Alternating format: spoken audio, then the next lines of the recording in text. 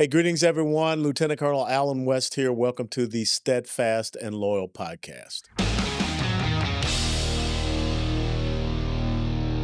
You gotta light 'em up before they burn it down. Better dig deep, put 'em in the ground. Blood on their hands, they're hellbound. Save us all. Ooh, they're gonna burn it down. Save us all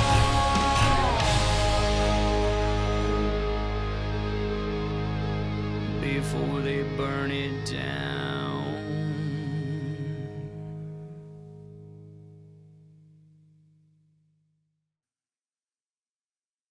Hey, folks, it's been a while since I've been here in the chair. A lot has happened. Been out in West Texas where we had the third annual Women's Run and Gun Shootout there, sponsored by the West of the Pecos River Republican Women.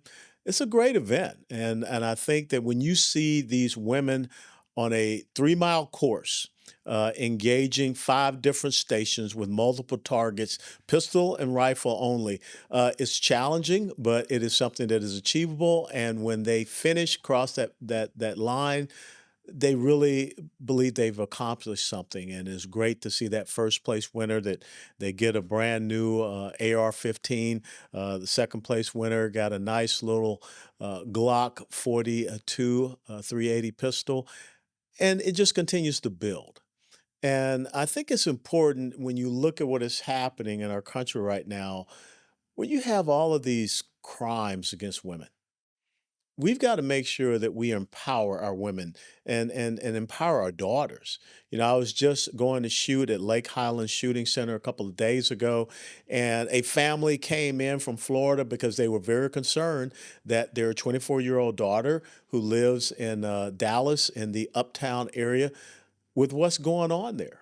I mean, Dallas crime is spiking. And so they wanted her to come in and, test shoot a couple of weapons, and she did pretty good. She had a 22. I told her probably a 380 or even a 9 millimeter, because you should hit a person with a 22, you better hit them right in the head, or else you're just gonna kind of piss them off. But it's about that empowerment, and it's so important when I think about this just heinous attack of a Ukrainian refugee, a female, on a local commuter train in Charlotte, North Carolina. A multiple criminal offender who had some 14 cases against him kept getting released. Comes up from behind her. I mean, the video is just horrible. Comes up from behind her with a pocket knife and stabs her to death. And I guess we still hear people on the left, although when you look at all of the leftist media platforms, no one's talking about it. Same as Laken Riley, same as Rachel Moran. And that was one of the things that I was recently on for the past week was the Media Research Center, MRC summer cruise through Norway. The Media Research Center is a conservative organization that looks at leftist media bias, and it is so blatantly apparent. The hypocrisy is sickening. The stories that they refuse to report on, like countless amounts of minutes, hours on this quote unquote Maryland man, Abrego Garcia, who is into human trafficking, spousal abuse, here illegally, member of a terrorist organization, MS-13, but yet he's being held up as some model citizen. But yet, as I mentioned previously, Rachel Moran, also from Maryland, mother of 5, who was killed by a criminal illegal immigrant while she was just out walking on a jogging trail. Dead, gone. Zero amounts of coverage on the mainstream media. See, something has to be done because what is happening is we don't see a 3 branches of government that is being embraced by the left. We see 3 branches of rule.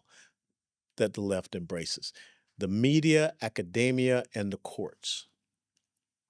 And thank God to Brent Bozell, and now his son David Bozell is taking over the organization, the Media Research Center, MRC, to continue to fight against the bias that we see in the left. And they were instrumental. All these years they have been doing this thing, and finally they hit pay dirt with the defunding of NPR and PBS. Why? Because they've been tracking them.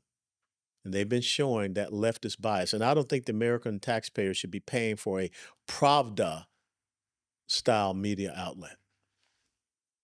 There are plenty of folks on the left. I mean, Bernie Sanders is running around railing about the oligarchs, the oligarchs.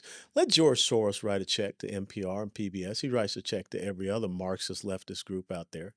Whoever's funding Zoran Mamdani, let them fund NPR and PBS.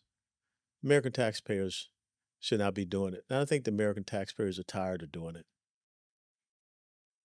But we've got to do something about making sure that we empower our women. We got to do something about making sure that we eradicate this media bias.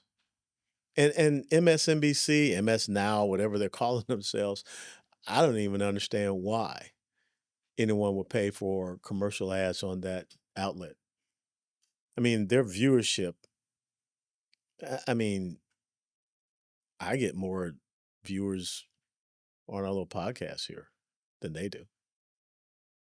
And that's why it's so easy to, when you debate someone from the Marxist left, it's so easy. Once you get them past their initial talking point that they gotten from Rachel Maddow or whomever over CNN, they're done. That's why they revert to the name calling, what have you, because they got no place to go.